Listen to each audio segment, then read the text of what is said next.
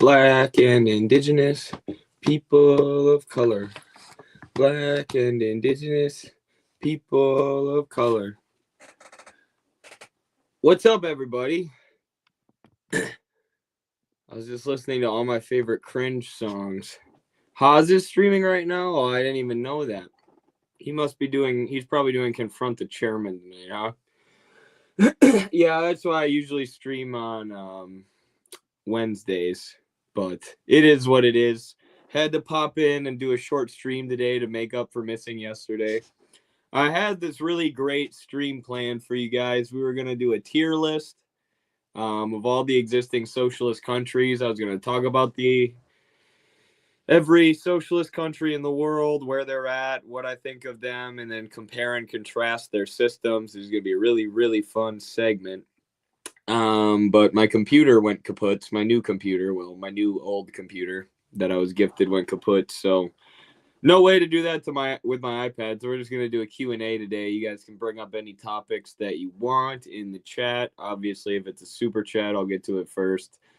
And we can discuss whatever. I had another good idea. Oh, and I had this whole breakdown I was going to do of these military podcast guys. Like, you guys ever watch the Sean Ryan podcast?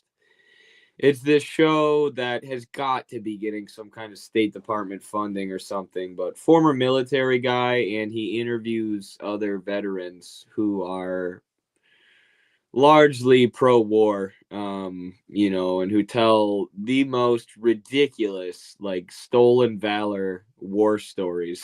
Like, he has people on his podcast who are like, I was sitting there. There was one guy on his podcast the other day who referred to all the people in Afghanistan and Iraq as savages. He's like, I was standing there and there were 14 savages. I was at the top of the stairs and I chucked 50 grenades. They'll say shit like that because they're so used to getting away with whatever lies, exaggerated stories they tell on the Sean Ryan podcast or whatever, these military podcasts. So they're just like insane. Like, I jumped out of a Humvee and I 360 no-scoped 3 guys at once. It was a triple shot, lined them up perfect.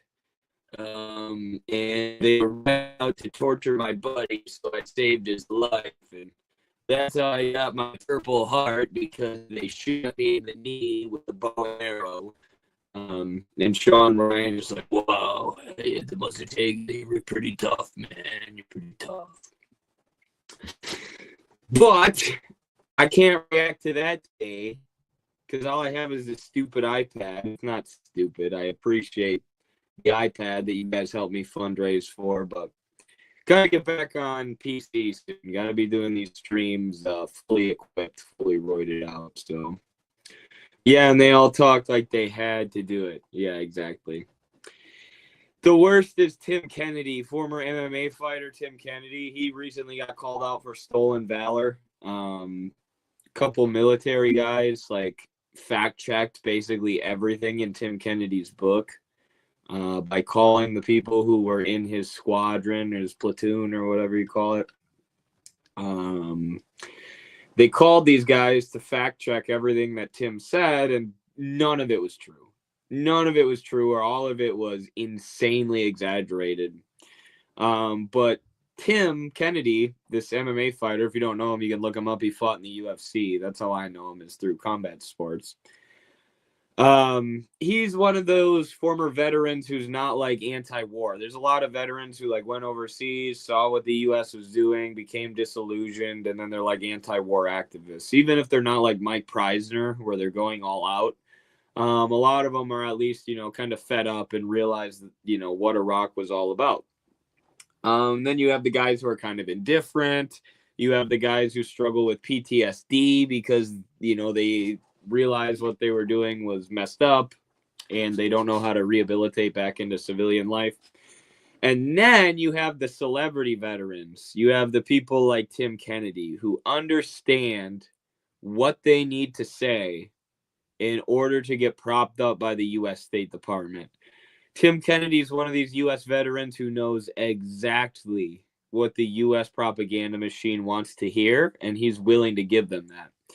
So in his book, he was talking about, he was in Afghanistan, I believe, fighting the Taliban, and he was saying that they were backed by Iran, that all these Taliban guys who he was 360 no-scoping were actually Iranian proxies. It's like, Iran and the Taliban didn't have any kind of relations back then. They hated each other. Like, what the hell are you even talking about? The Taliban was a splinter, ultimately of the Mujahideen, which was a U.S. created group, or a group that the U.S. gave billions of dollars to. But what Tim Kennedy was doing, or trying to do with that book, was have it made into a Hollywood movie. Have it made into a movie like Lone Survivor, which is also complete and total bullshit, by the way. I have a video on that. Try to get it turned into a movie by pushing the U.S. State Department narrative, which is anti-Iran, anti-China, anti-Russia, obviously. So Tim Kennedy knows that. And when he lies about these war stories, he claims that he was ultimately fighting against Iran. And the whole idea is maybe if I parrot the U.S. State Department narrative, this will get picked up and turned into a movie. Unfortunately for him, and fortunately for the rest of humanity, he got called out by some veterans with more character than him. And he will not be getting a Hollywood movie now, I don't think, because it became a big controversy. Popers, thank you for the $5 super chat. Hey, I'm going to answer that question, but I'm going to play the intro first. We'll be back. High Sheriff Hazard is a hard man to be. High Sheriff is his only plan. He digs through pockets, takes what he can, for he's High Sheriff Hazard. He caught me one evening, and here's what he said. You look like a Russian, you look like a red. And if you're fond of your skin and your head, beware the High Sheriff of Hazard.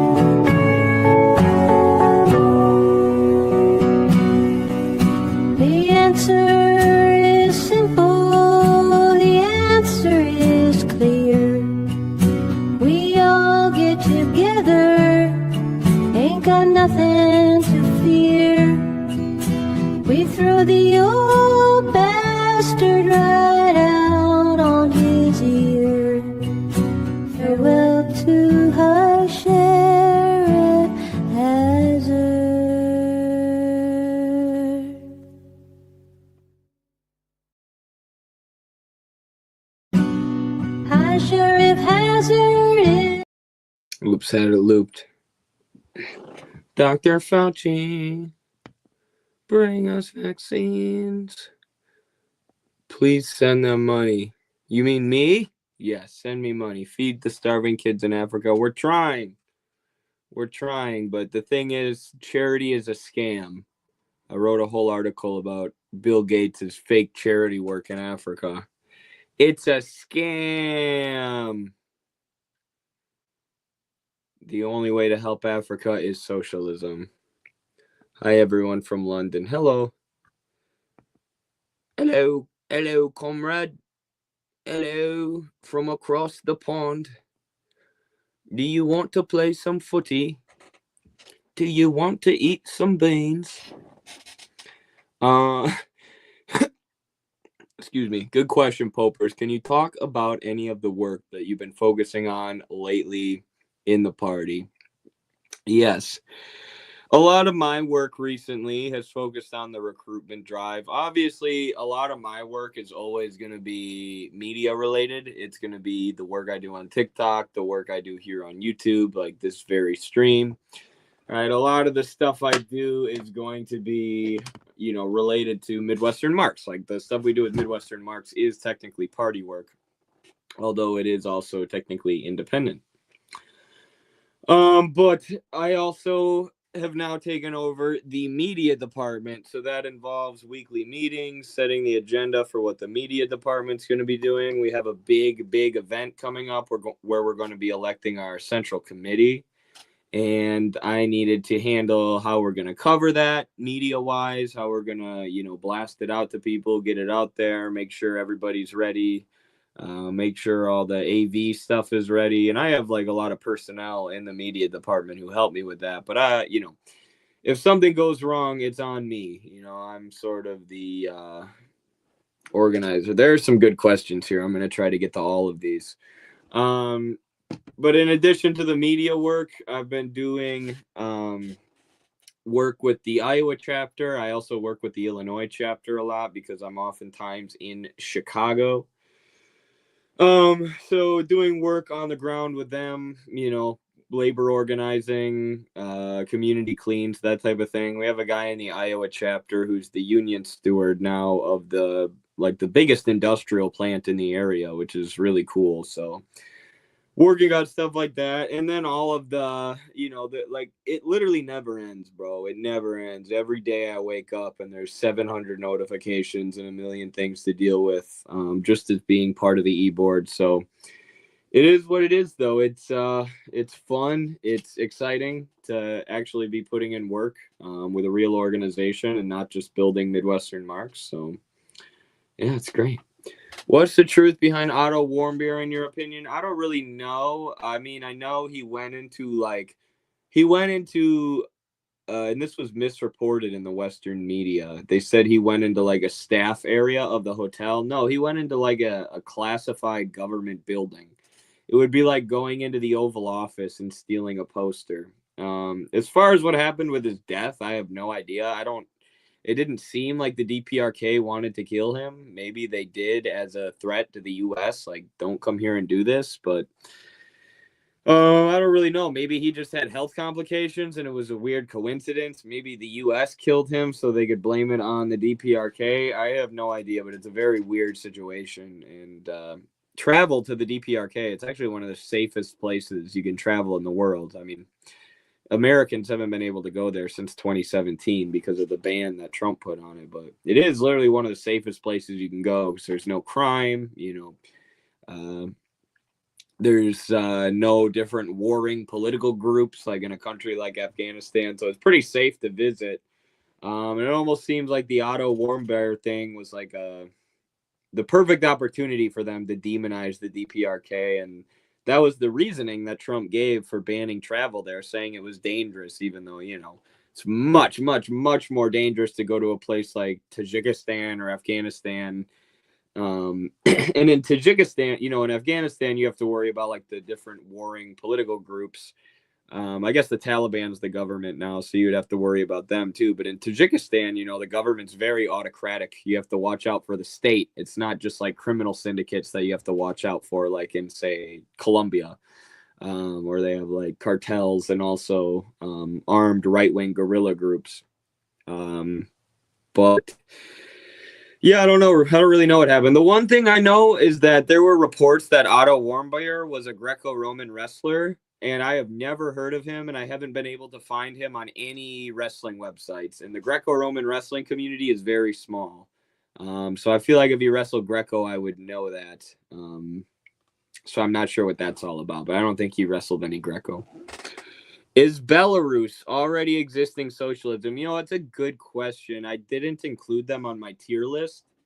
But in terms of their economy, they really are the last Soviet republic. They never stopped doing central economic planning. which is one of the reasons why they're more stable and more based and more prosperous than so many countries in East Europe, these post-communist countries that were pillaged by the West, which is so funny to hear people talk about them. You know, they say these post-communist hellholes, and what they're implying, Americans, is that communism made these places hellholes. And it's like, no, the plundering of their socialist economies by capitalism is what made them like that. But yeah, Belarus is based. Lukashenko is super based economically and geopolitically in terms of his foreign policy. Yeah, I'll probably add them to the existing socialism tier list, honestly, now that you say that. I didn't have them on there, but how many countries and popular workers' movements does the U.S. need to destroy through intervention, sanctions, and coups to get you to realize that's... Oh, how many I get what you're saying. How many countries and popular workers' movements does the U.S. need to destroy through intervention, sanctions, and coups to get you to realize that socialism doesn't work? Thank you, Battle Cossack. Yes, it's you know, I get why people maybe don't believe that argument at first. They're like, really? Socialism, you know, would have prospered, but the US destroyed it every time? And then you look into the history of every existing socialist country, like, oh yeah.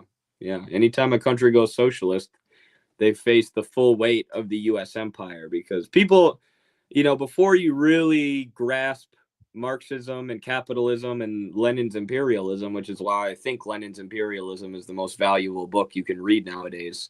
And it's why I have a whole reading guide and breakdown and summary of Lenin's imperialism here on the YouTube. Is because you have to realize imperialism isn't just the US invading a country every now and then. Imperialism isn't just violence or war. Capitalist imperialism is an economic system. It's the existing economic system. And after World War II, the US set up this global financial system that they completely dominate, which stems from the IMF and World Bank. And that's the world we live in today, a fully Western US finance capital dominated globe, a whole world system. So it's not just that, you know, every once in a while the US gets a stick up its ass and decides to invade Iraq. No, this is systematic. They, you know, actively are working to maintain dominance of the entire globe. And when they can't is when you see military interventions. So, yeah, I get why people are skeptical at first, you know, because of all the propaganda we're fed, but it's really true. I'll most likely be there. Hell yeah. Really a shame that charity is a scam, because genuine charity is definitely needed. Yeah. I mean, that's the community service that we do with the party. It's just charity work, really. The Hurricane Helene fundraiser, where we did all those relief efforts for the people suffering from the hurricane, it's just charity. It's just charity, but it's people who aren't trying to turn a profit, who actually want to help. And, you know, obviously charities don't turn a profit per se, but their executives are often being paid, you know, $100,000 plus salaries, you know, $300,000 salaries at the nonprofit nursing home that I worked at. And in the case of Bill Gates, the charities are just being used to prop up and funnel money and resources into his companies, the companies that he owns shares in, the agribusiness companies and fertilizer companies. So, yeah, it is a shame. It's always been a band-aid on capitalism. How do you think China will adapt to such a lowered birth rate? I think they'll do... I don't know exactly how, but they'll implement social policies to try and encourage breeding. They'll try and encourage their people to be submissive and breedable and oiled up. I'm sorry.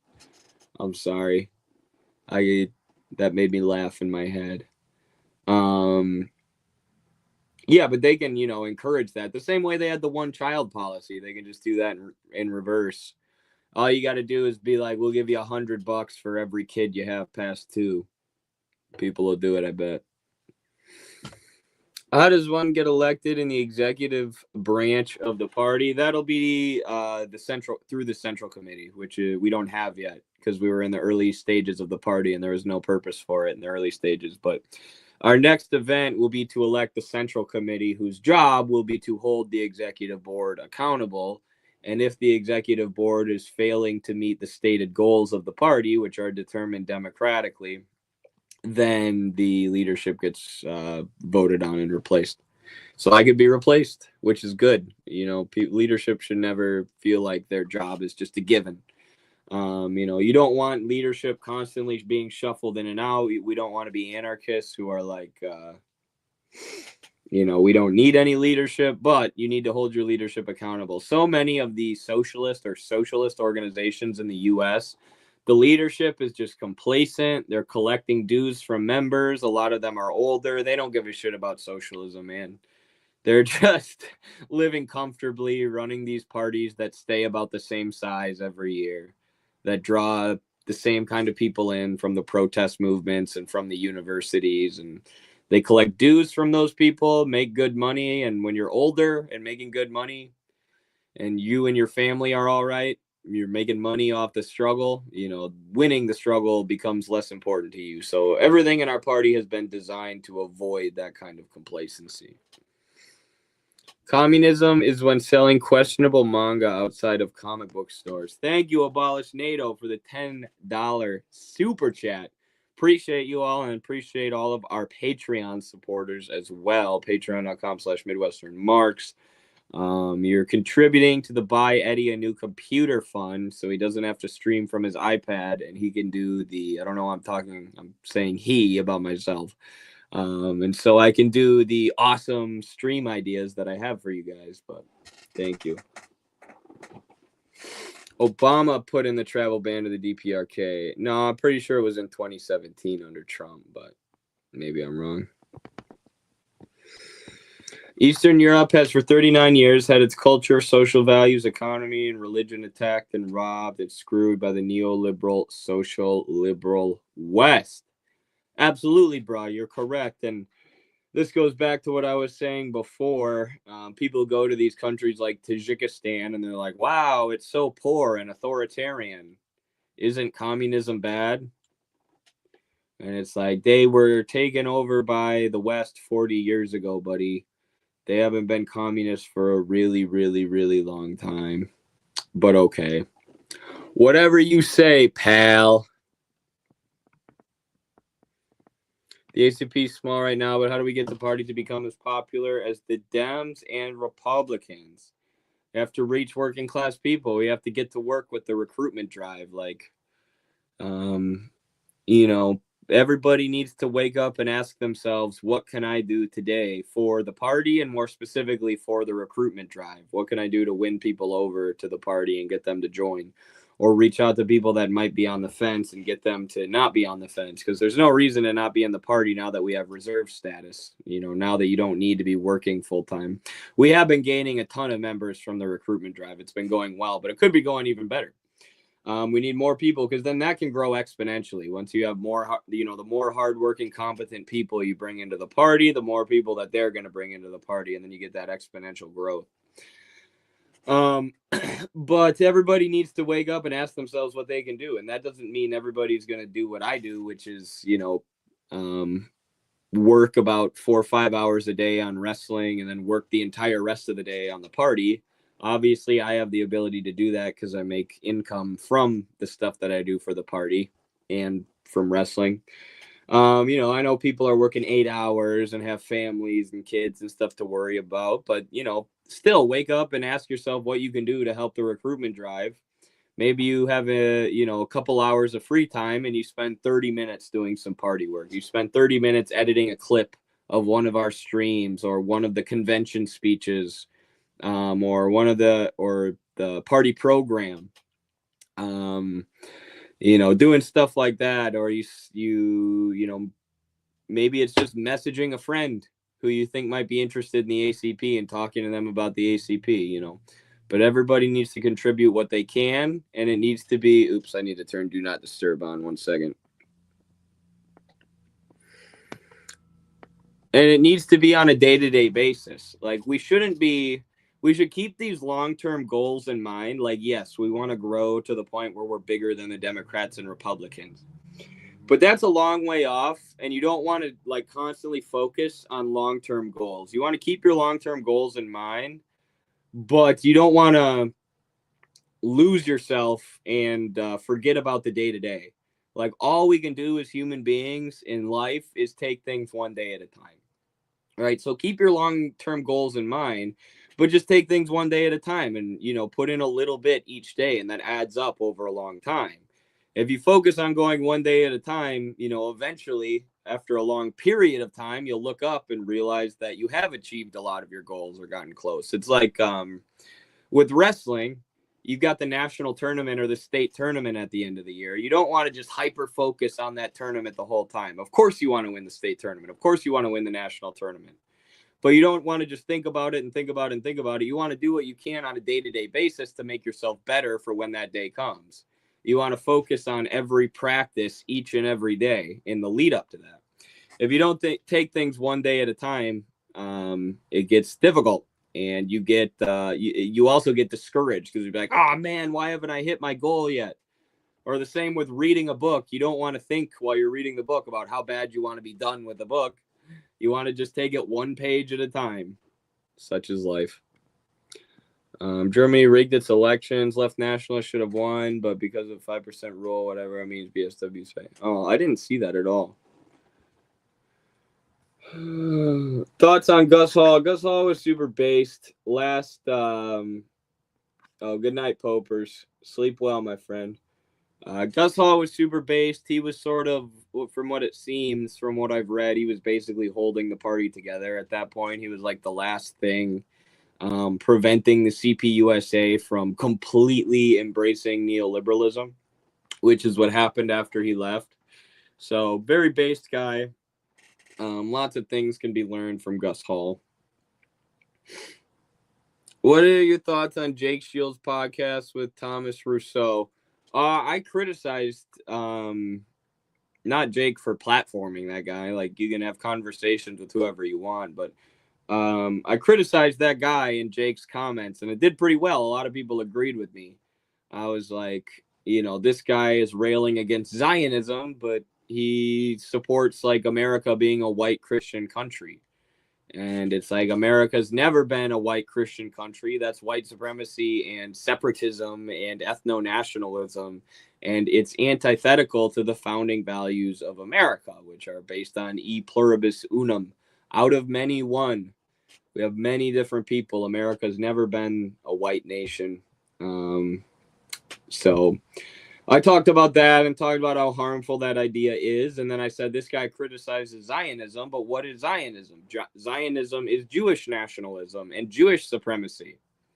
So you can't fight one kind of ethno-nationalism with another, right? That's why I always say Nick Fuentes and all these people are just wannabe Netanyahus, because they want to do the same stuff the Zionists are doing. They just want to do it on behalf of the whites, the white race, the whites. The what? So that's my opinion.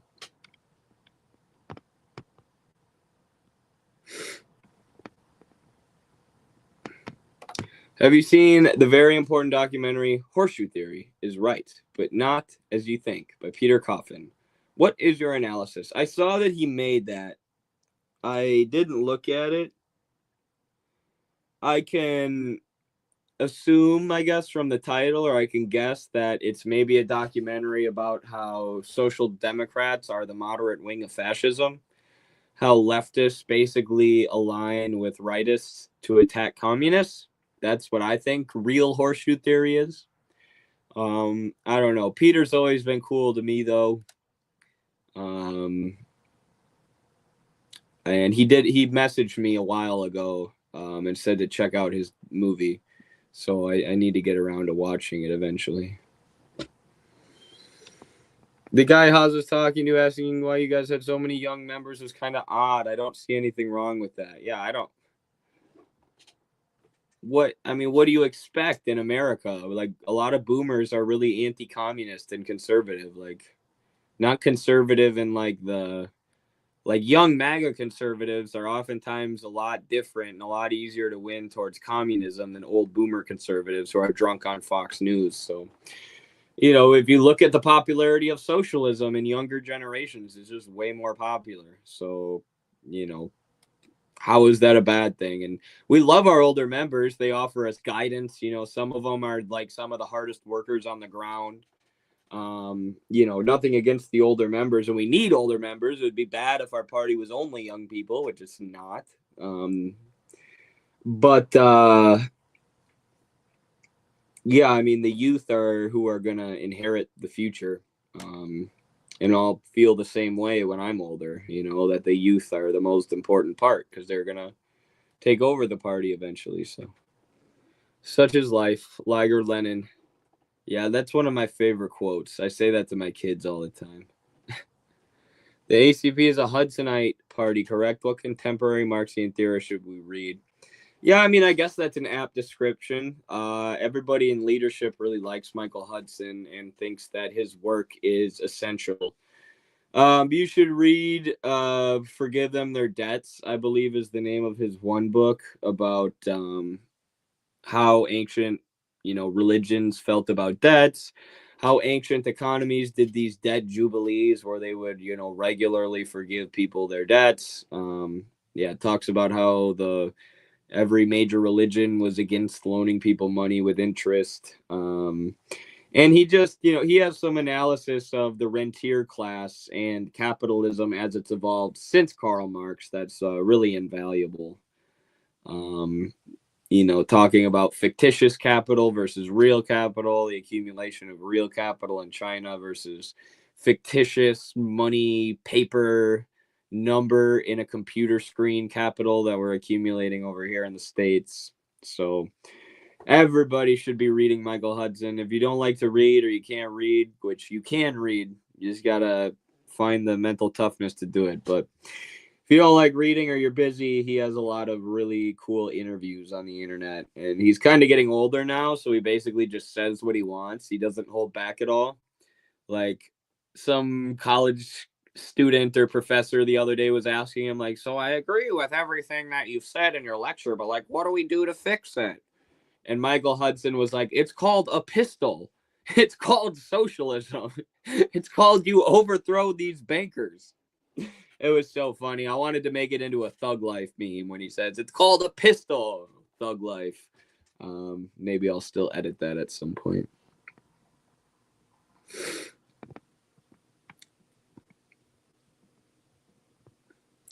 MAGA loves schizophrenia, preaching Jesus while living in an empire of usury. Yeah, I questioned the pastor of one of my family members about that. I sent him like 10 verses about usury, and he freaked out on me and was like, try to play the personal responsibility card. There was a member of this church that some of my family members are a part of, a young girl. The church is extremely conservative, extremely right-wing, like extremely.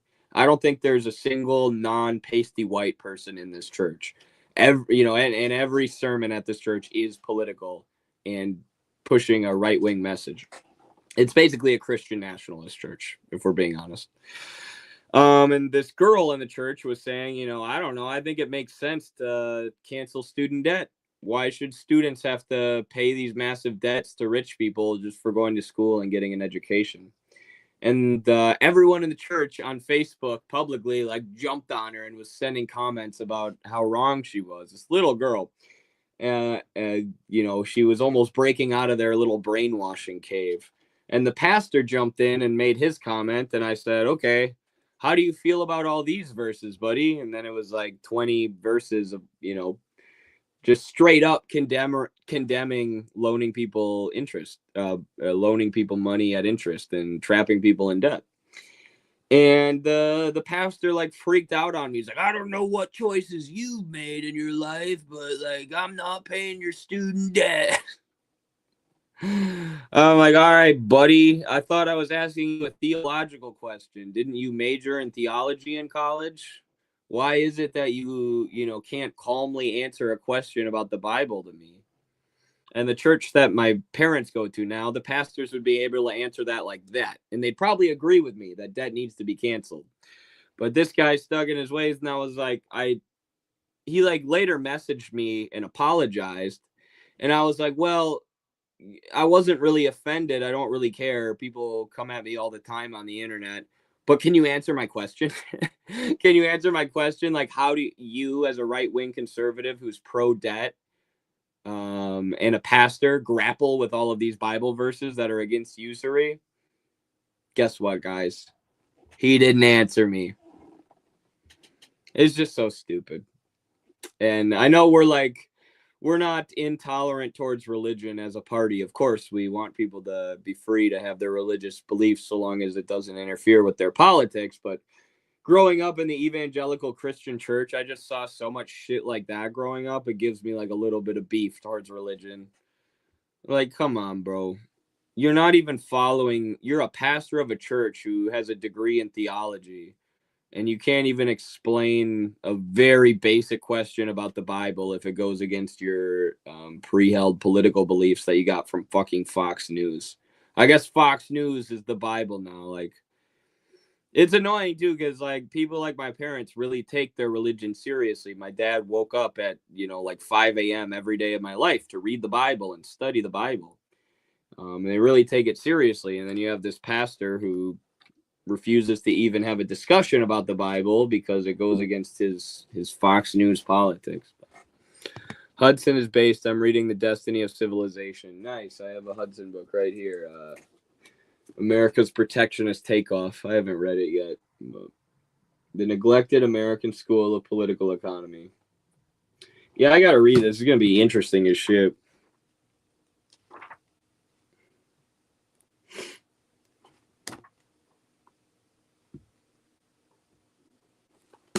Soon. I haven't had as much time to read lately. It's sad. I'm so busy doing work. Can't just sit down and read anymore. When I first got into Marxism, I had just graduated and it was COVID. I was reading like 10 hours a day. I was reading so much. I went through the first volume of Capital so quick. Now I don't have that kind of time. I wish. Oh. Do you support Puerto Rico's self-determination? Hell yes. Absolutely, unequivocally, 100%. Not a state, not a U.S. territory or even a U.S. state, but its own independent country. Because Puerto Rico and Cuba are like two wings of the same bird. You can't have one independent without the other. Puerto Rico has been a U.S. colony for many years, described as a territory in order to mask the colonial exploitation of their country by the U.S. The Puerto Rican independence movement has fallen off in recent years, but it used to be extremely badass, and I really hope for it to return in the near future because Puerto Rico needs to be independent. I think Hawaii probably should be too. It's a little bit of a different thing, but X is a mathematical placeholder. In the case of Gen X, the X is a placeholder for the word Jubilee. There you go. Generation Jubilee. I like it. In Britain, the older you are, the more old left, true in left industrial era, while the young are a Remainer type of liberals, new right, but that's not always the case for the younger, but rounded it is. I have noticed the same thing. There are there are good British communists like our friend Raris, who's in the Workers' Party of Great Britain with Galloway. But a lot, like all of my favorite communists in the UK or socialists or leftists are older people. It's Alex Mackay, Paul Cockshott, George Galloway, and they're all like old school Marxist Leninists who don't get caught up in the culture war stuff. In the US, it's a little different because we don't have too many figures like that. We really don't. We don't have too many like mentors for young people. I remember I was desperate, for like an older communist who could just explain everything to me when I was, first learning all this stuff. Kind of had to like learn it all ourselves for a while, which comes with growing pains, obviously. But yeah, hopefully there's good young blood in the British left, and it doesn't just go towards rainbow-washed nonsense. Radhika Desai is a great theorist. Yeah, I agree.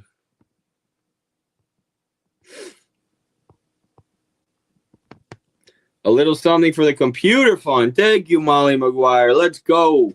$10 for the computer fund. Stack that money up. Put it in the vault so you could save it for later. and we're going to buy ourselves the sickest gaming PC in the history of the U.S. Thank you, Molly McGuire. Thank you, everyone, for your financial support. We really appreciate it. Completely People's Funded Institute. We'll never start taking that corporate money. We'll never become Democracy Now! Or The Intercept. We'll always be funded by you, the people.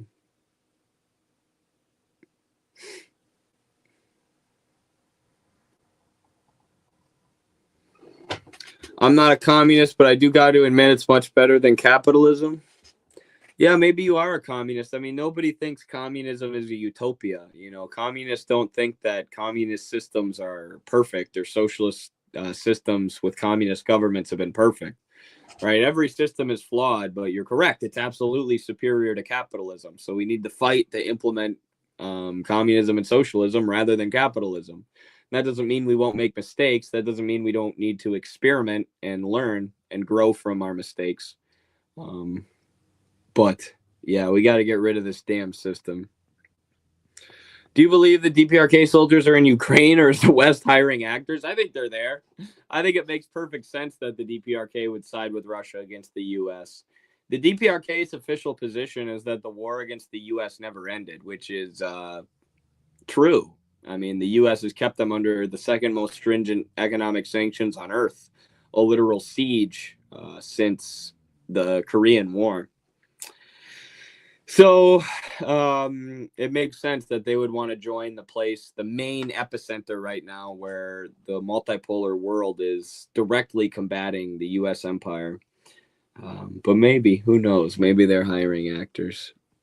How do you feel about Corbyn? He was based, but he didn't have balls. He didn't have enough balls. Corbyn wasn't a Lenin.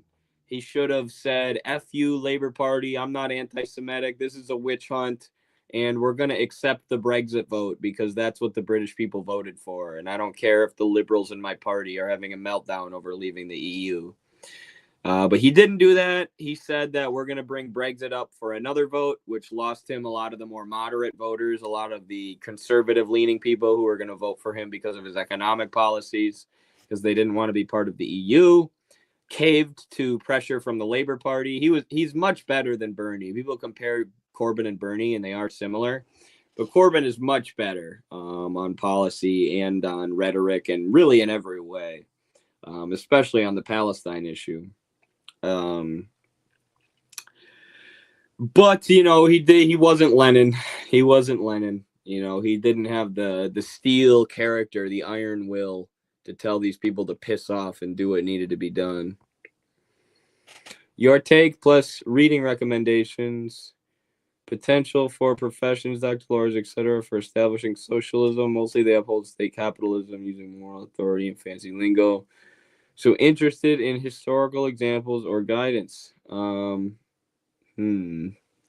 you so much for the super chat, Bor. Appreciate that. British pounds. We're getting some euros. I'm gonna stop doing accents forever. I think I am torturing the audience. As far as books, you could read The Second Sickness by Howard or Harold. I can't think of his first name. Waitskin is his last name. He was a doctor, communist, wrote a lot of really good stuff. There have been a lot of lawyers who were good communists. Che Guevara. I mean, I would read the Motorcycle Diaries. Che Guevara was a doctor and he traveled around Latin America treating the sick. And then he realized that, you know, communism, socialism, changing the economic system was the only way to actually help the poor and the downtrodden and the sick that he cared so much about. He realized that he could do more for those people by advancing the struggle than he could by, you know, just treating them with his skills as a doctor. So I would say Che Guevara, as far as doctors, is like the most revolutionary or the most famous historic figure. And I mean, he's great. Everybody knows I love Che. I've read freaking everything about him, studied his life intently, tried to model my own life after his life. The guy was a freaking hero.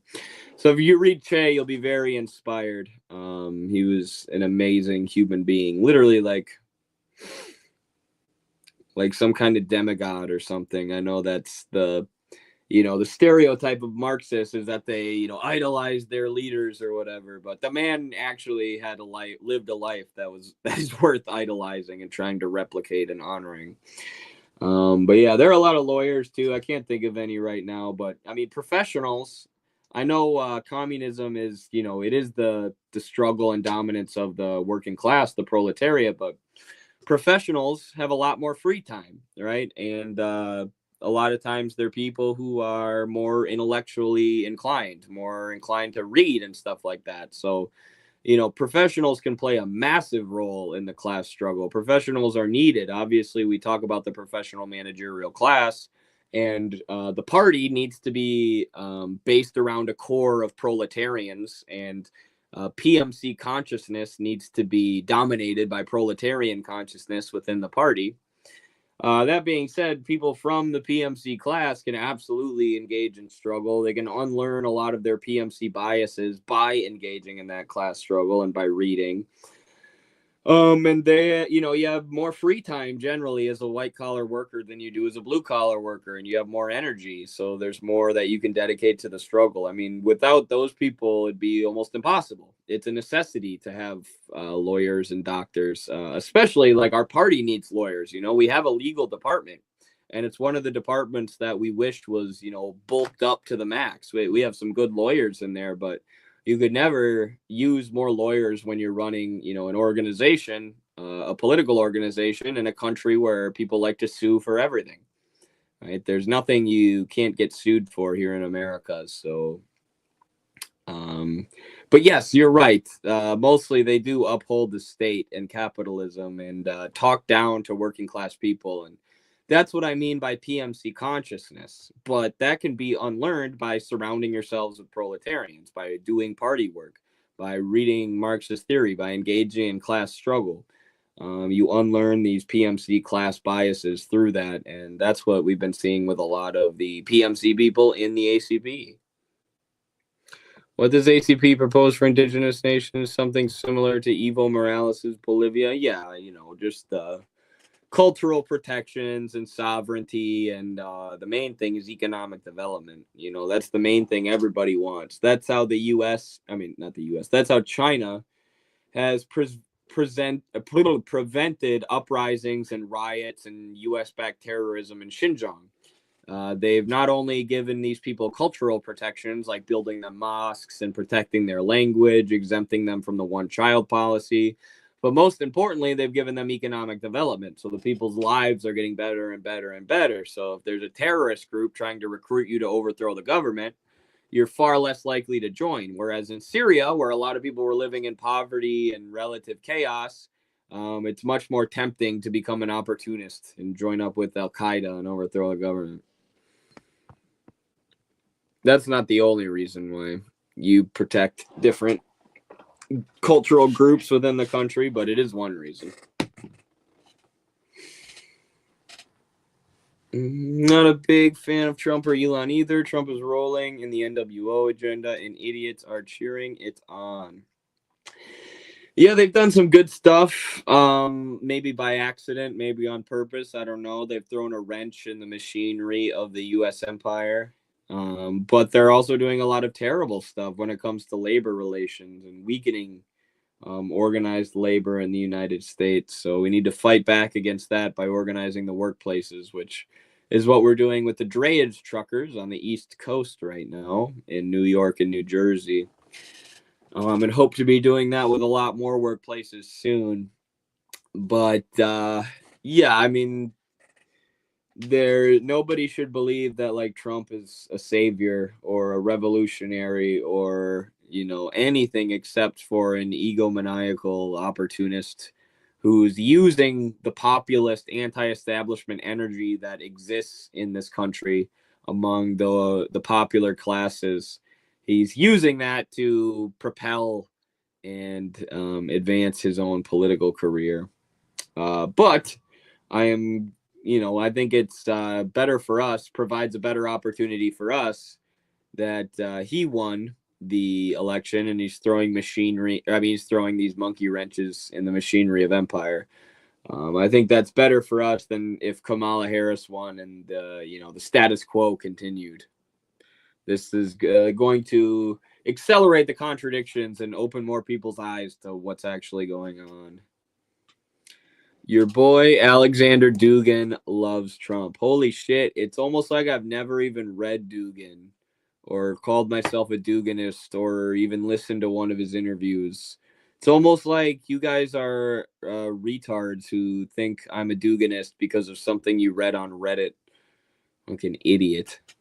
Yeah, you're thinking of Haas. Haas is the one who's actually read Dugin, and no, he's not a Duginist. He has deep philosophical disagreements with Dugin. But you're talking to me, dumbass.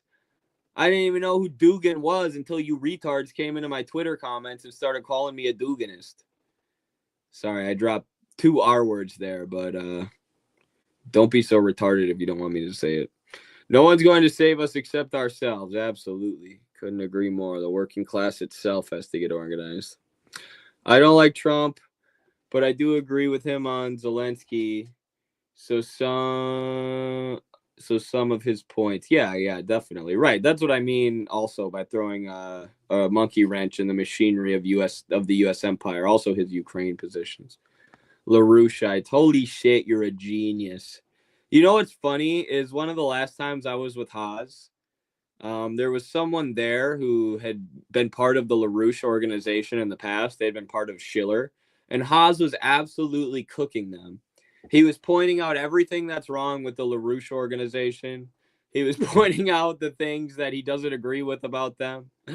And this girl had no response to any of his arguments that he was debating. So it's just so funny for me to sit there and watch Haas argue against the LaRoucheite, and then I log on the internet and I see these know-nothing idiots saying that he's a follower of Lyndon LaRouche. Like, would it kill you guys?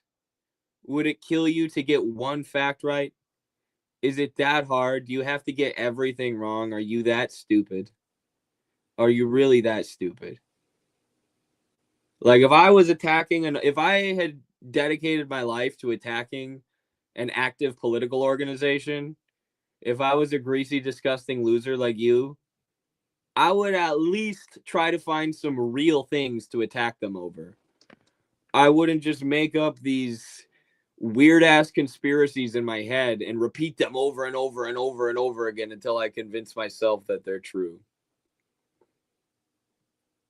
Eddie, I plan on becoming a lawyer and becoming a politician for the Republican Party. I would be pro-centralized economy and pro-trade union. Should I do that or stick with the ACP? Stick with the ACP, bro. Those parties will eat you alive. They will eat you alive, Doug. Trust me, my friend. There's no, I'm going to go into the Democratic Party, but I'll be one of the good ones. It doesn't work, man. It doesn't work. They eat you alive. They find ways to bring you into their neoliberalism. They offer you money. They offer you status. Not to mention, we become who we surround ourselves with. And Republicans oftentimes just use populist rhetoric like that to, justify doing anti-working class policies behind the scenes. That's the party's whole MO right now. It's like what the Democrats used to do in a lot of ways.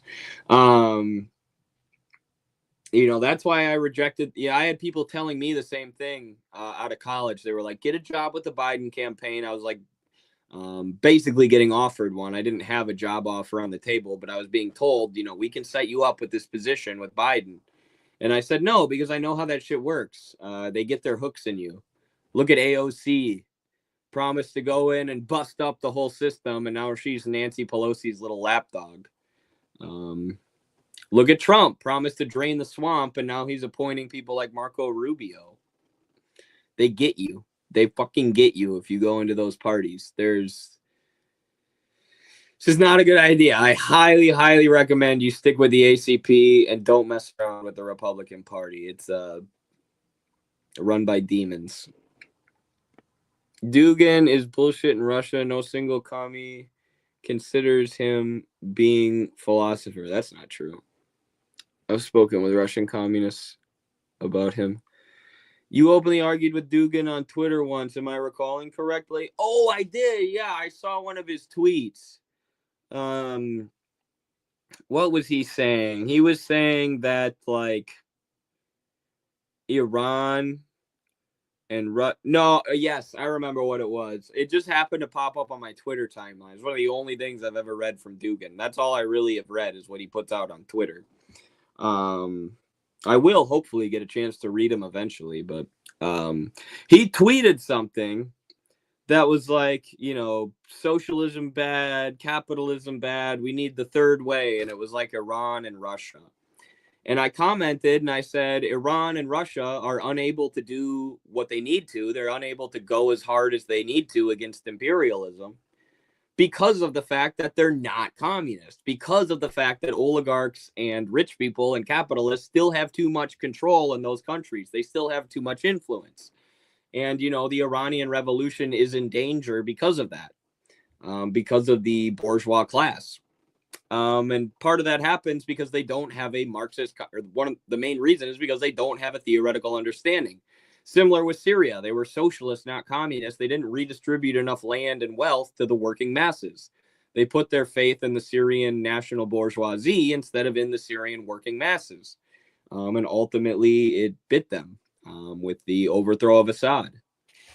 So I told Dugin that, and it got a lot of likes. I don't know if I ratioed him, but it was a pretty popular tweet where I was like, no, communism is the way. And this third way that you're proposing is fucking up. It's not as good as communism. Because if you leave the capitalist class in power, they're always going to do what capitalists do. Third positionism is fascism. Okay, do you realize I was just explaining why I don't agree with third positionism, right? You realize I was saying third positionism is wrong and we need communism, right? Which is the opposite of what you think, which is the opposite of what you've convinced yourself in your deluded head because you spend too much time on X and on Reddit. Are you learning something today about what the people who you attack full time actually believe?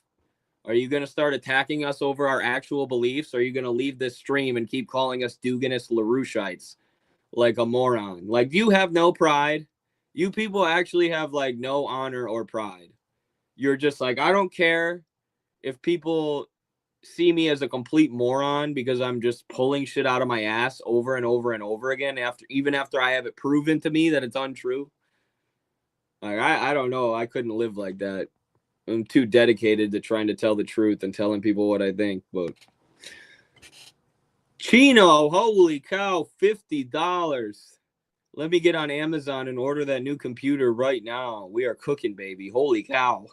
Just doubled the money, more than doubled the money that we made in this stream. Thank you so much, Chino, for stepping up, comrade. That is extremely generous. You certainly didn't need to do that, but I certainly appreciate it. And as always, all of your funds will go towards advancing the struggle, which right now means getting me a Chromebook or something. So I can play videos on my streams. I'm tired of not being able to play videos. It's driving me nuts, man. Don't have a question, but I think you should look into what the Mexican government has been doing since AMLO came to power and their future ambitions. Soberania is a great pod for Mexican politics, and the hosts are openly Marxist. I will check that out. Thank you so much, Chino. I'm close with Diego Rusarin, who's lived in Mexico. He keeps me informed. I'm very positive with what Scheinbaum and AMLO have done. When you look at the responses to Trump threatening aggression, if you look at the responses from Trudeau in Canada versus the responses from Scheinbaum in Mexico, they could not be more different, dude. They could not be. Scheinbaum is calm. She is professional. She gets up there and she says, no, Mexico will be independent. It's not the Gulf of America. She points out Trump's hypocrisy coolly and calmly, points out the areas where Trump is a dumbass. Says that we will stand for independence, and then says, but we will have, open trade relations with the U.S. We're open to mutually beneficial relations, but you're not going to bully us. It just exudes strength and exudes everything you would want to see from a leader of your country. Versus Trudeau is just whining. Oh, you can't do this. Stop it. You're ruining Western liberalism. How dare you? You're going against the U.S.'s long-standing allies. Don't you remember when we sent troops to Iraq to help you out?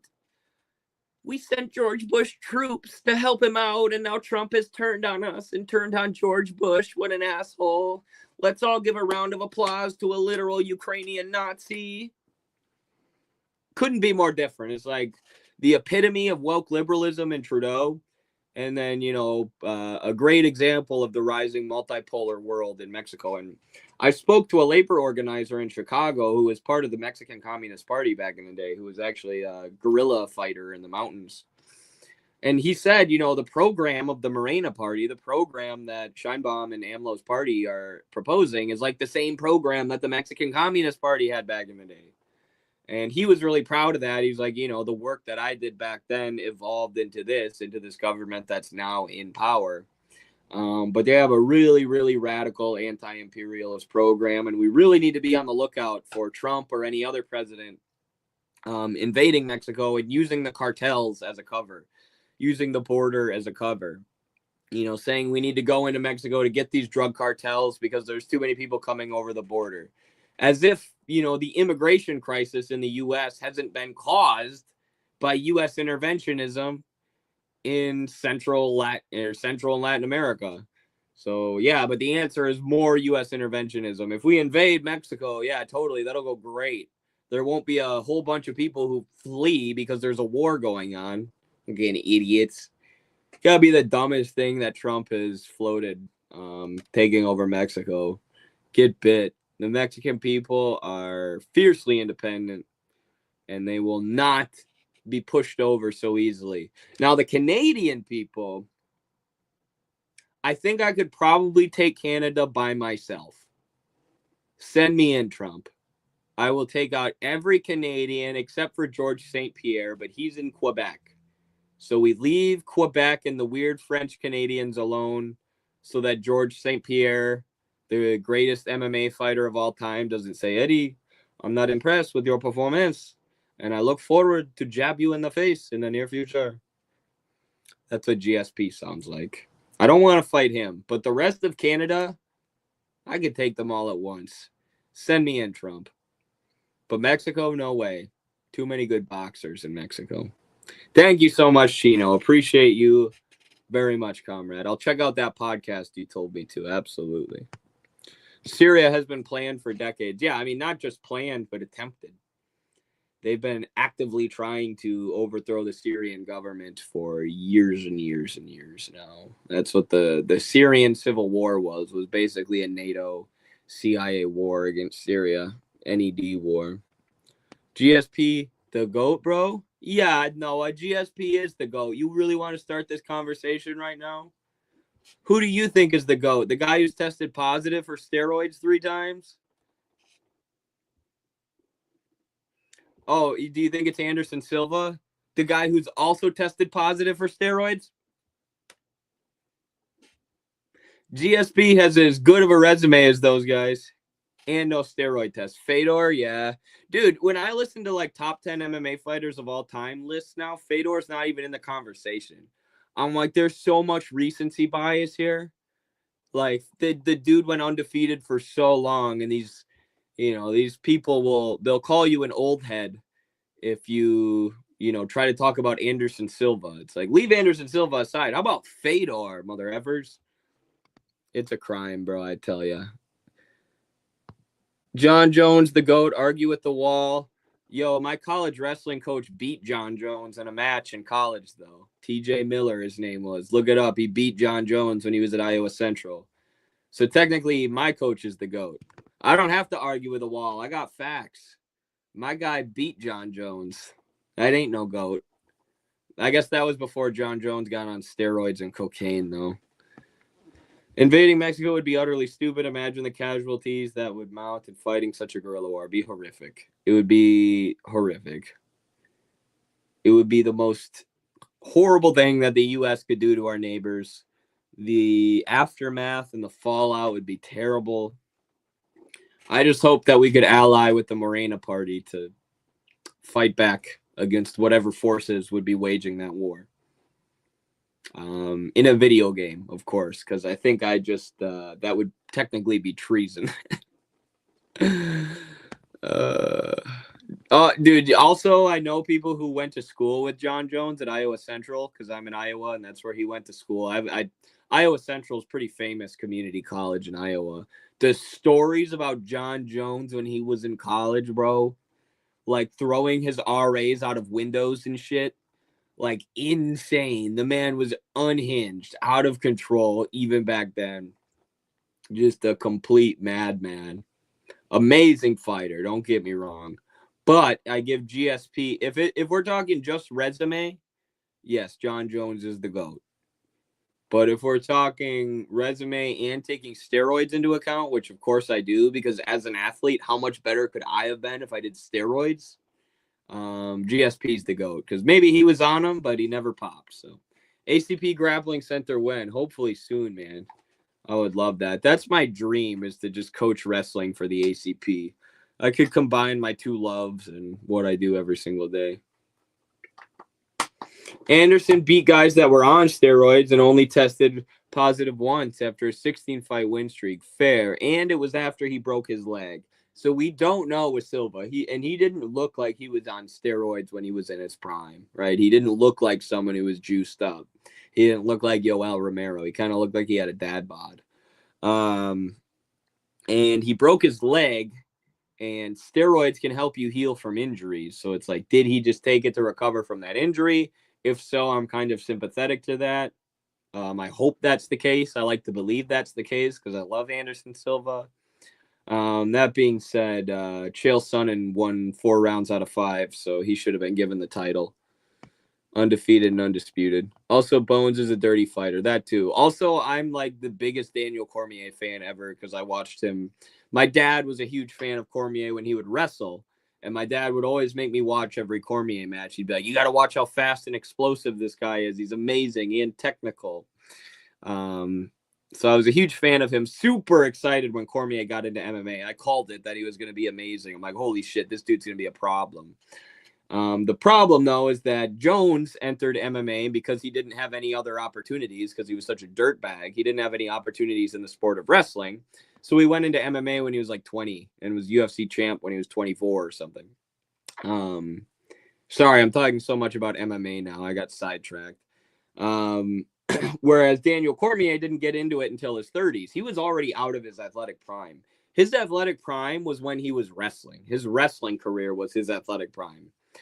Fighting was not. He was out of his prime by then. Similar with Ben Askren by the time he got to the UFC. So that's something to take into account too. I think if Cormier starts when he's 22, he's perhaps the best fighter of all time today. Yoel Romero is made out of steroids. Hey, the Cubans would never do that. Those guys are natural. Thoughts on the Zapatistas? They were based, the most based anarchists of all time. They loved the Bolsheviks. They learned from the Bolsheviks. They thought the October Revolution in Russia was good and based. They studied it. Zapatista was a cool guy. They were based back in the day.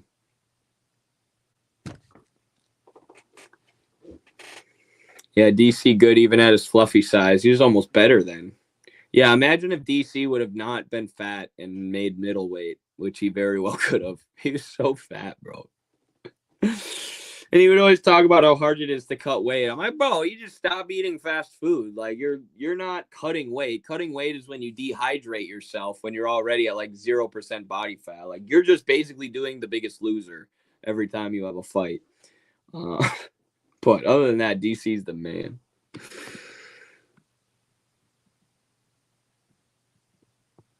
Yeah, I know, man. I was just joking about Chael Sonnen. It's a joke that Chael Sonnen always says.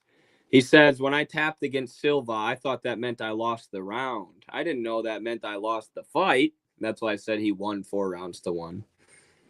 I'm just joking. Chael's kind of dumb, too. You support Hawaii independence? I mean, if the people of Hawaii support it, if they want to remain part of the U.S., it doesn't matter too much to me. But like, it doesn't make any sense that it's a state. It was only made a U.S. state because it gave us a legitimate reason to enter World War II after Japan bombed Pearl Harbor. But whatever the Hawaiian people want, you know, I'm not as passionate about it as I am about Puerto Rican independence. I've been to Puerto Rico. I know people in Puerto Rico. I love people in Puerto Rico. Built a house in Puerto Rico. Talked to Puerto Rican people after they were hit by the last hurricane to make sure they were okay. All sorts of stuff. Never been to Hawaii, so I have a deep personal attachment to Puerto Rico, and I know more about it. I don't know as much about Hawaiian independence, but I know, like, logically, it doesn't really make sense for Hawaii to be part of the U.S. I know they were independent for a while, but they also had like a brutal monarchy that people love to like idolize. They'll talk about how amazing and beautiful the Hawaiian kings and queens were. It's like they were oppressive monarchs who ruled over working peasants and exploited the shit out of them. But okay, it's that so many liberal leftists have this concept of the noble savage, this idea that any you know, in quote unquote indigenous or any people that was colonized were perfect and had it all figured out and were doing everything right before the white people came along. And it's just not reality, you know, not to whitewash the crimes of colonialism, but a lot of these like you know, like even the American indigenous communities like owned slaves and fought wars against each other and stuff. It's like no class society in history was perfect. Now, you know, they did have primitive, early indigenous societies did have primitive communism, which is something to learn from, you know, that capitalism is not eternal, that you can have this, you know, communistic social system. And that it's existed before. And you see that even more so in the Eastern modes of production, in the ancient Eastern modes of production, which is one of the main things Michael Hudson talks about, how these modes of production were more socialistic and more collectivistic than Western ones, which evolved into Western neoliberal capitalism. So I'm not saying there's nothing to learn. I'm just saying I get so tired of these liberals just like worshiping different societies who are indigenous because they're indigenous and not even actually studying them, just assuming that they were perfect and wonderful. There were so many TikToks about the Queen of Hawaii a while back and how amazing she was. She was just the ruler of a different class society, of a feudal class society. I agree. Increase the prisons, but make them nonprofit. Yeah, I think rehabilitation through labor is the only way, but not the way it works now. Now they're paid, you know, $1 an hour or less. It's like literal slave labor. But pay them, you know, $15 an hour or whatever. Give people skills, give them training, rehabilitate them while they're in prison. Then once they get used to living that lifestyle, working a job, you know, not being a degenerate, then you can rehabilitate them. Like our recidivism rate is so freaking high. All our prisons do now is institutionalize people, get people used to living in prison to the point where they don't know what to do when they get out. And some of them even want to go back in. It's the craziest thing. I saw a video the other day. There's this influencer who goes around and bails people out. Maybe it was a parody, but it looked real. Influencer goes around and bails people out, and this guy got out of jail. And he's like, "Why did you bail me out, man?" He's like, "I don't know what to do now. I don't have food. I don't have a house. I don't know anybody. That's the only place I have to stay." Like, that's the state we're in America with the prison system. So yeah, rehabilitation needs to be the focus. Obviously, punishment is part of it, but the social usefulness, the social utility of prisons is supposed to be rehabilitation. I mean, punishment too, justice too, but mostly rehabilitation. Our prisons have become the complete reflection of capitalism. They're just work camps for AT&T and U.S. Cellular and Aramark, and well, those are companies who make money off of the prison food and the prison phone calls. But there's also companies who profit off of that $1 or less prison labor, and then that encourages. There's a whole prison lobby that then encourages the government to make laws that keep the prisons filled with bodies. So it's literally the opposite. Everything in our system works the opposite of the way that it should. because it's focused on profit and exchange value rather than use value in terms of production. So everything is done to maximize the profits of corporations, and nothing is done rationally. Nothing is done based on what's, obviously best for the whole of society. So institutions like the prison system end up doing the exact opposite of what they're intended to do. It's a very dialectical thing. That's why Marx breaks things down in terms of the commodity. Like my zins are a commodity. They have the exchange value, what they can be sold for on the market, which is expressed in money, measured in money. And then they have the use value, the usefulness that they give to me, which is greater than any product on this earth. I tell you what. They give me energy and focus, and that's the use value, which is qualitative. It can't be measured numerically, whereas exchange value can be measured numerically. And when capitalists produce and sell commodities, they do so to maximize the exchange value. They do so to maximize the sales, the amount of money that they can get, which then becomes surplus value, which is the money that they make above and beyond what it costs them to pay their workers and for their tools, their means of production. Essentially their profit. It's a little different than profit, but and so the system that creates is a system where production works the exact opposite of the way that it should. It works the exact opposite of what a rational and human-based mode of production would work like. You see that with the prison system. You see it with the healthcare system. The healthcare system, what's it supposed to do? It's supposed to make people healthy. What did the opioid crisis do? It made people sick, as do a lot of the things that the pharmaceutical industry pushes. So what is that? It's doing the opposite of what it's supposed to do. That's because they're not producing medicine based on its use value, its usefulness to the American people. They're selling medicine and producing medicine based on what can make them the most profit. And therefore, the effect of medicine ends up being the opposite, the dialectical antithesis of its intended effect. And that's why it's so brilliant that Marx starts Capital Volume 1 with the commodity. And it's really complicated, and you don't get it at first. The first time you're reading it, you're like, what the hell is this? What the hell is a use value? You're telling me there's a difference between use value, exchange value, and value, and I'm supposed to just know this when I go into chapter 1? What the hell, Marx?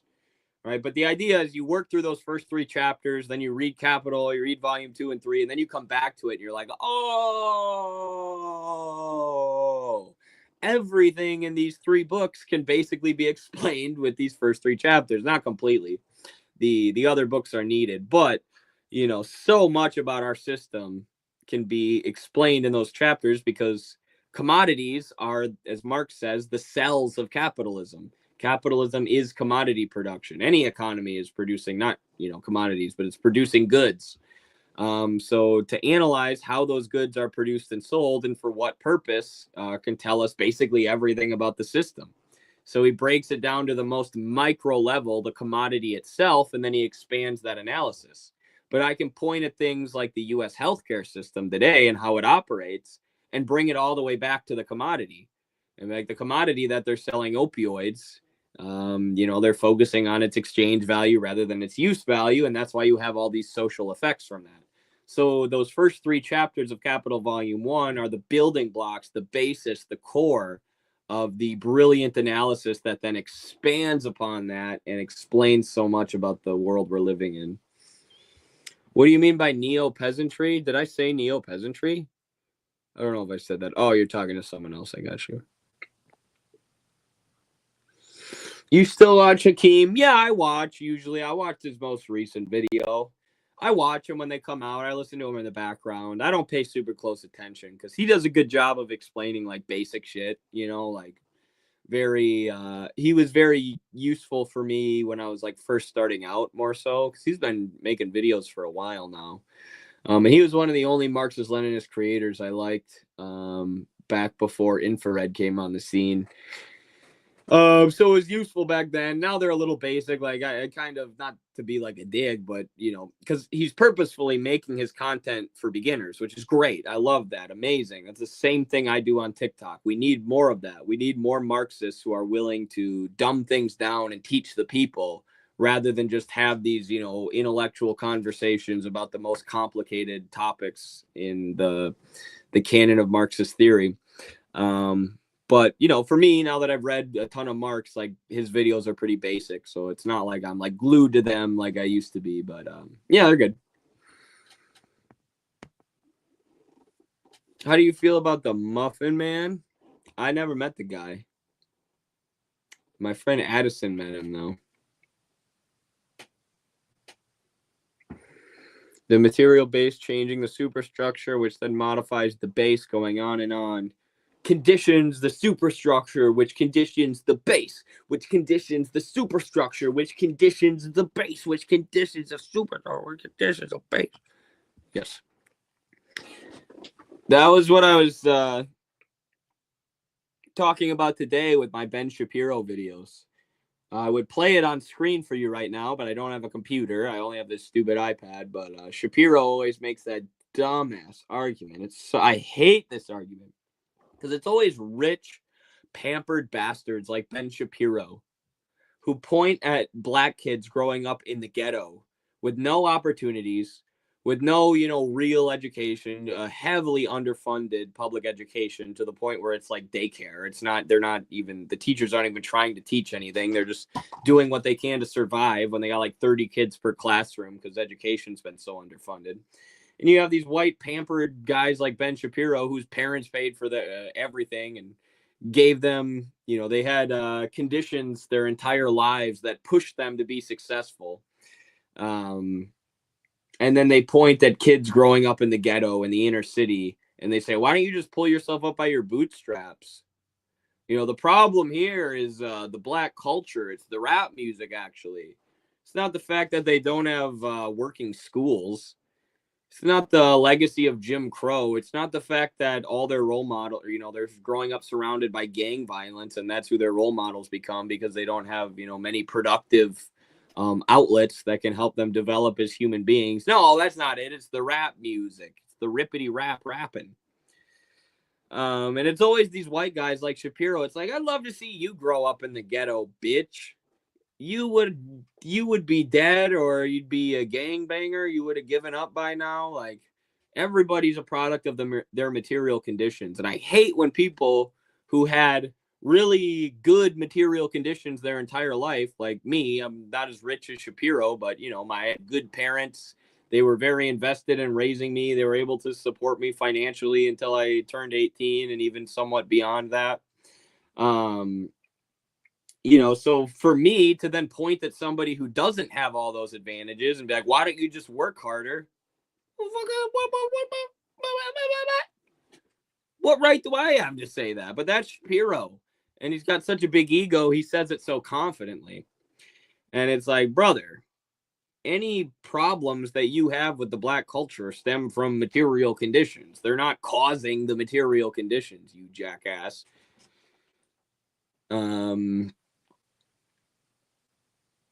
So yeah, it's just so ridiculous. You know, you look at the legacy of Jim Crow and the fact that black people were excluded from the economy. You look at the failure of Reconstruction and the fact that we promised the former slaves 40 acres and a mule. And all they got instead was Jim Crow. They got apartheid, they got the KKK, and they didn't end up getting any land because the capitalists came in and took it all and said, no, you're not getting 40 acres and a mule.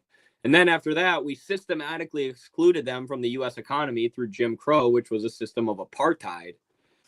And then when we finally get rid of apartheid, which was, you know, not that long ago, the people who lived through it are still alive, many of them.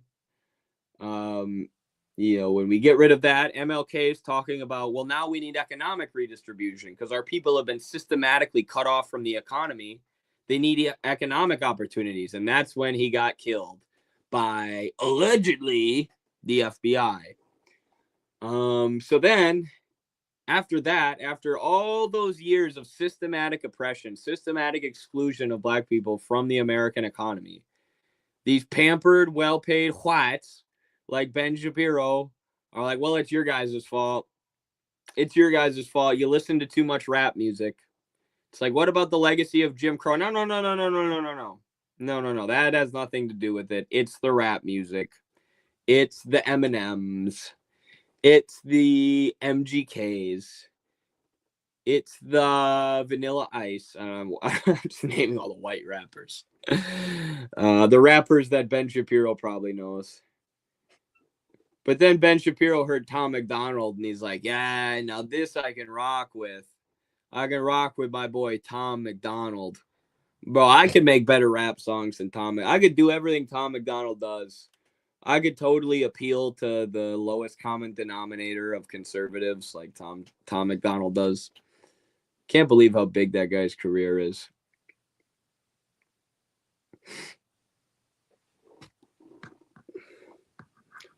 Pebble, thank you, comrade. Thank you for the 23. Let's go. Racking them up today. Like almost over a hundo. Let's get that new computer, baby. Let's go. Thank you so much. Very generous of you. Much love from Austria. After starting to read Marxist literature, I started to understand why my family was distributed over Europe.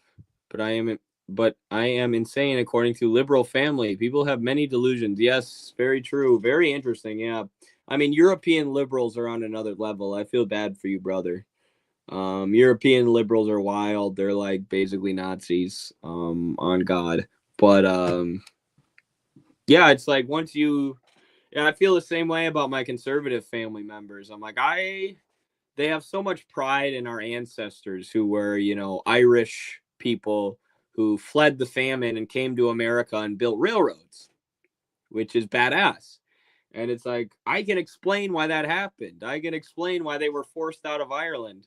I can explain how British colonialism caused the famine and British capitalism caused the famine, which then caused our family to come here and build these railroads, which was part of the expansion of capitalism.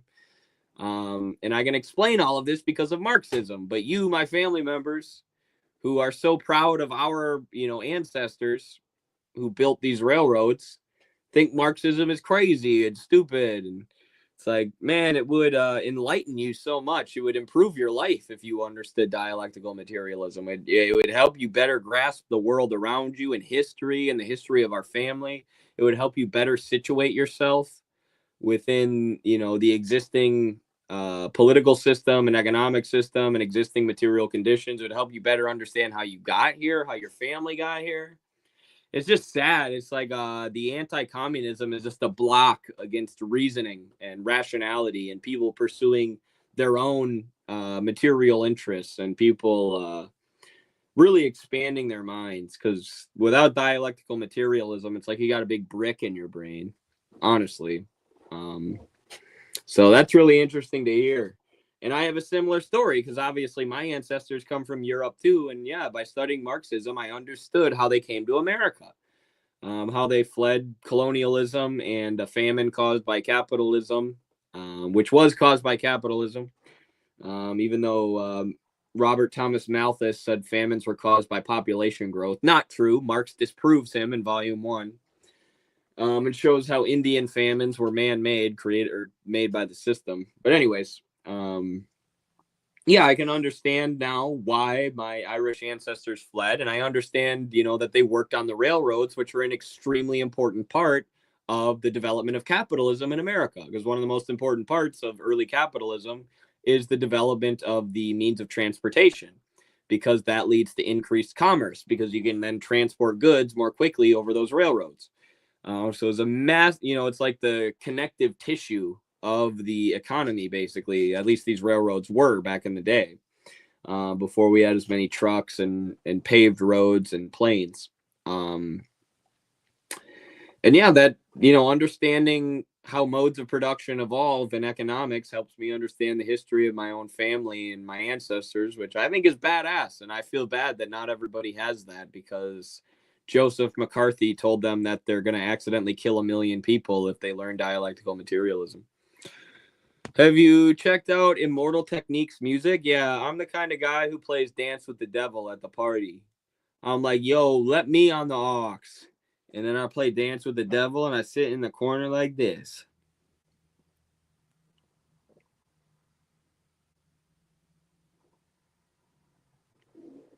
I love that shit.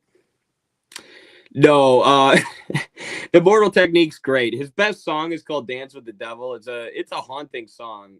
But it's very weird.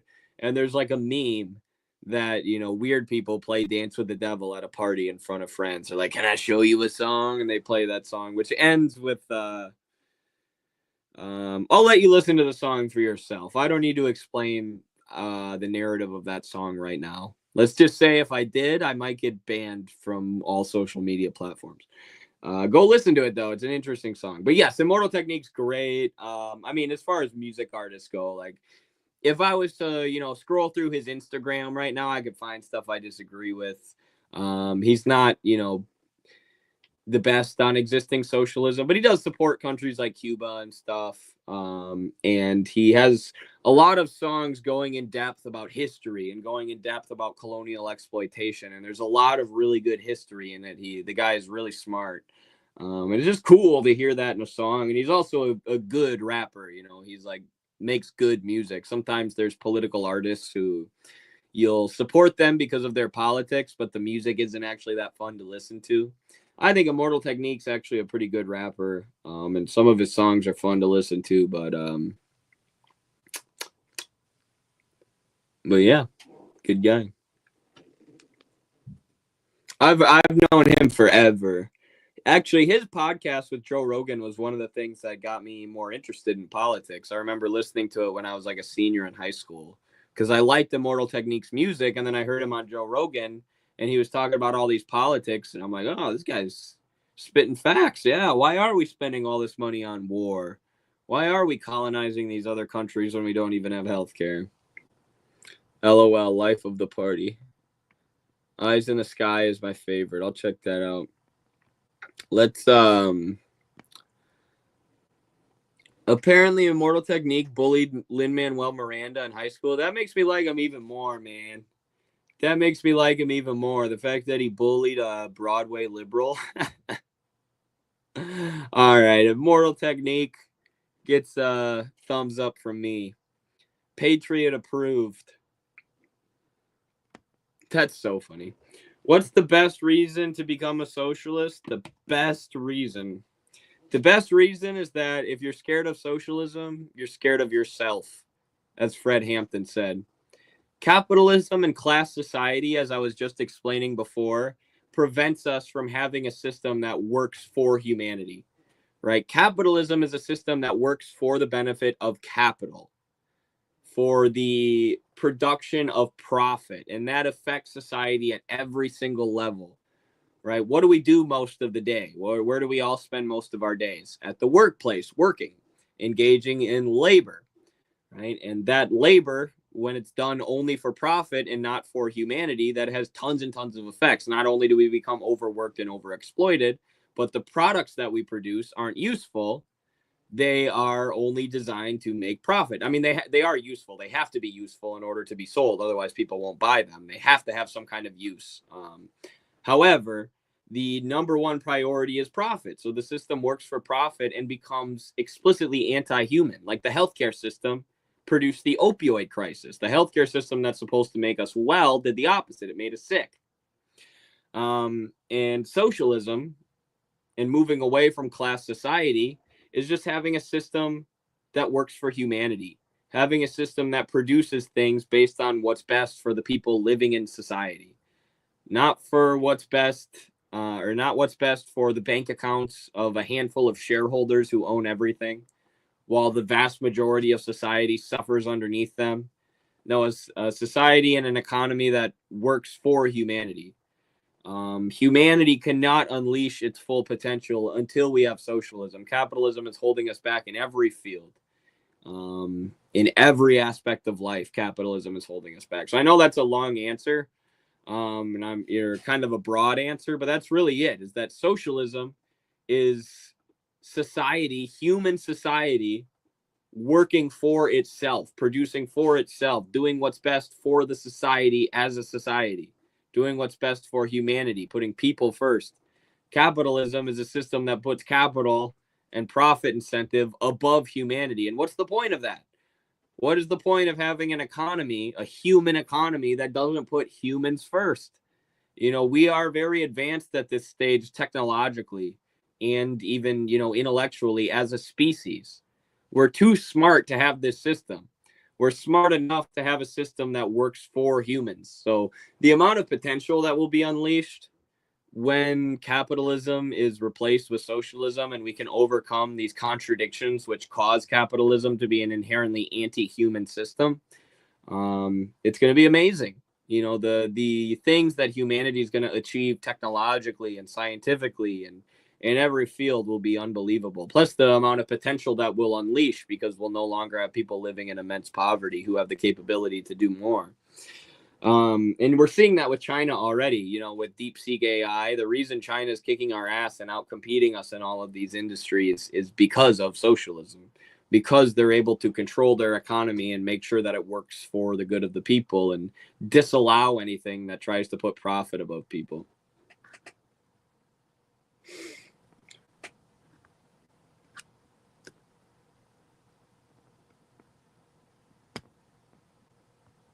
Midwestern Marx and ACP are on Steve Bannon payroll. I wish. Tell Steve Bannon to buy me a new computer.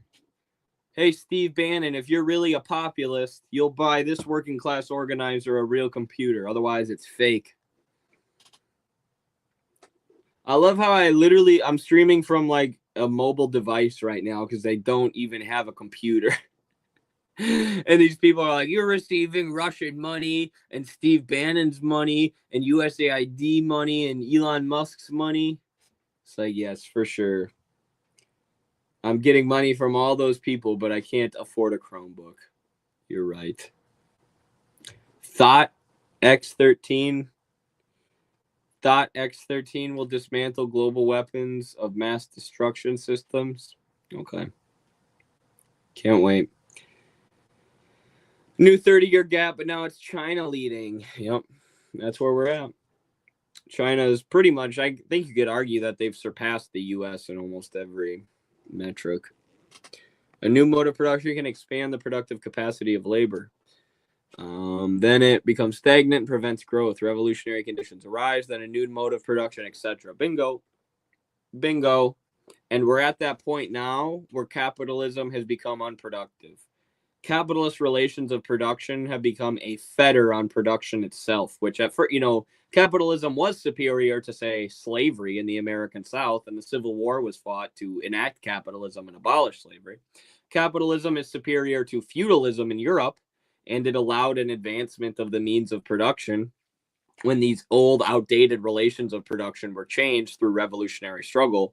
But now we're to the point where capitalism is decaying. For at least the last 40 years in the U.S., we've seen declining working conditions, increased income inequality, the concentration of wealth and power into a few hands, all of our money and resources being spent on endless wars rather than invested here at home, blah, blah, blah. And it's all the stuff Lenin talks about in his chapter on the decay of capitalist imperialism.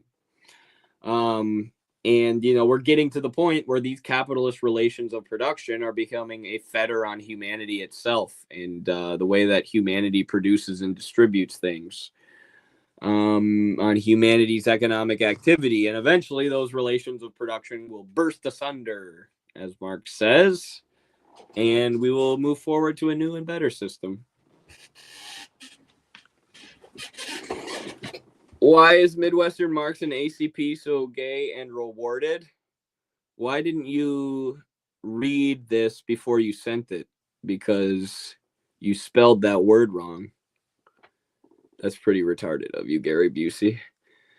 Bingo. Are you on TikTok? Yeah, TikTok is my biggest platform. I have I had 375K on there and it got banned, but now I have over 300K again. I had 7 accounts that were banned, actually. But yeah, follow me on TikTok, Edward M. Liger or Ed B. Liger are my 2 accounts. The other one has like 60K or something.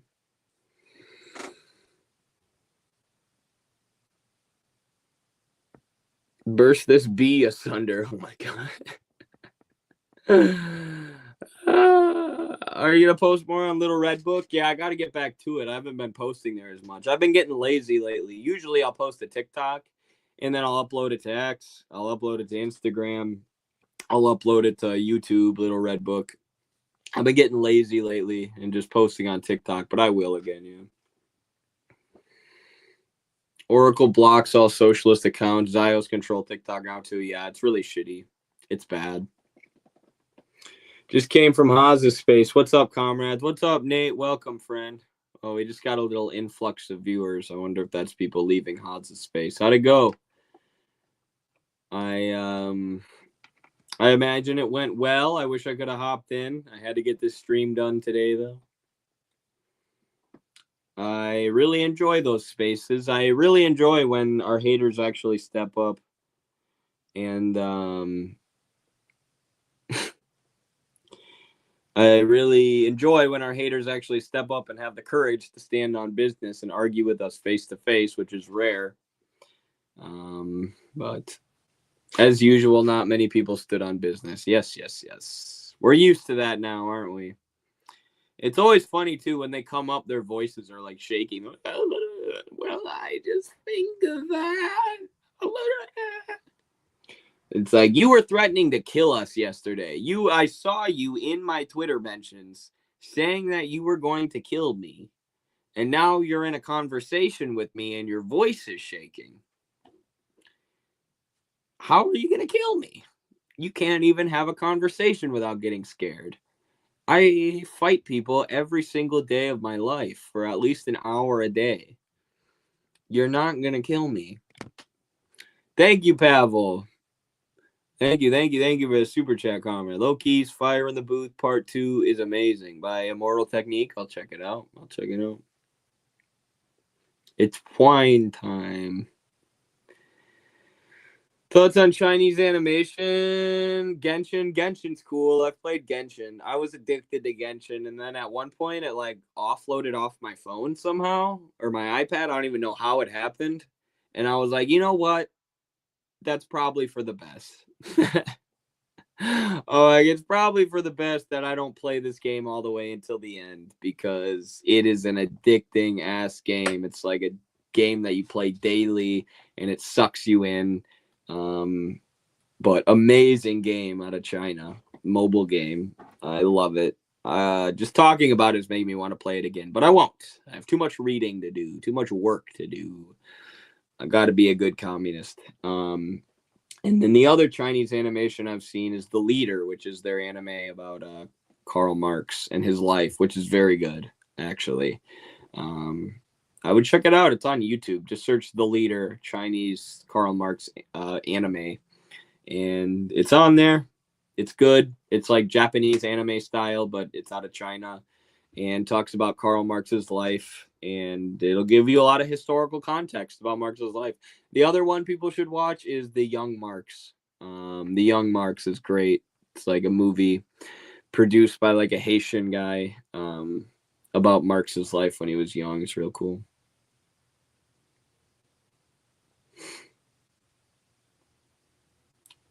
Thoughts on the end game of China? Yeah, moving towards communism. Where does China stand? They're in the stage of socialism, in the early stages of socialism. Yep. They don't have a capitalist system. Their system is centrally planned. The workers are prioritized above profit and above the bourgeoisie. They have a socialist system, but they're in the very early stages of socialism. And they went from feudalism straight to socialism, basically level skipping capitalism, which is why they're in such early stages of socialism and why sometimes people say it's capitalism. It's not. It's just the early stages of socialism. And as they develop, they'll advance more and more. Oh, this is a good comment. This is the last comment I'll read. Then I got to go to sleep, everyone. Deng Xiaoping was just about liberalizing the margins of their economy. Their macro economy is all state-owned enterprises. They have a solid socialist system. Very good way of explaining it. I like that. Liberalizing the margins of the economy and keeping the macro economy in the hands of the proletarian dictatorship. Very true. Very good way of explaining it. The liberal investment that was allowed was in very controlled, specific financial zones on top of, and in order to grow and develop the industry that was already there, the basis industrial base that was largely laid under Mao Zedong. And it's, you know, that investment is designed and controlled to deepen the macro economy, which is in the hands of the state, like I said. So it's basically a little bit of liberalism on top of socialism in order to benefit from the global economy, benefit from these Western capitalist imperialist countries, and use their wealth to build socialism by offering them a lot of markets and labor. So, yeah. All right, everybody. That's all for me. I'm tired. This has been a great stream. I thought I was going to go an hour. We went almost 2. Thank you all so much for the super chats. Appreciate the crap out of you. Patreon.com/MidwesternMarx. Like the stream, share the stream, comment on the stream, kiss the stream. We'll see you on the next one. Solidarity. Stand up, all victims of oppression, for the tyrants fear your might. Don't cling so hard to your possessions, for you have nothing if you have no rights. Let racist ignorance be ended, for respect makes the empires fall. Freedom is merely privilege extended, unless enjoyed by one and all. So come, brothers and sisters, for the struggle carries on. The International unites the world in the song. So comrades, come rally, for this is the time and place. The international ideal unites the human race. Let no one build walls to divide us, walls of hatred nor walls of stone. Come greet the dawn and stand beside us. We'll live together or we'll die alone. In our world poisoned by exploitation, those who have taken, now they must give. And end the vanity of nations, we've but one earth on which to live. So come, brothers and sisters, for the struggle carries on. The International unites the world in the song. So comrades, come rally, for this is the time and place. The international ideal unites the human race. And so begins the final drama, in the streets and in the fields. We stand unbowed before their armor, we defy their guns and shields. When we fight, provoked by their aggression, let us be inspired by life and love. For though they offer us concessions, change will not come from above. So come, brothers and sisters, for the struggle carries on. The International unites the world in a song. So comrades, come rally, for this is the time and place. The international idea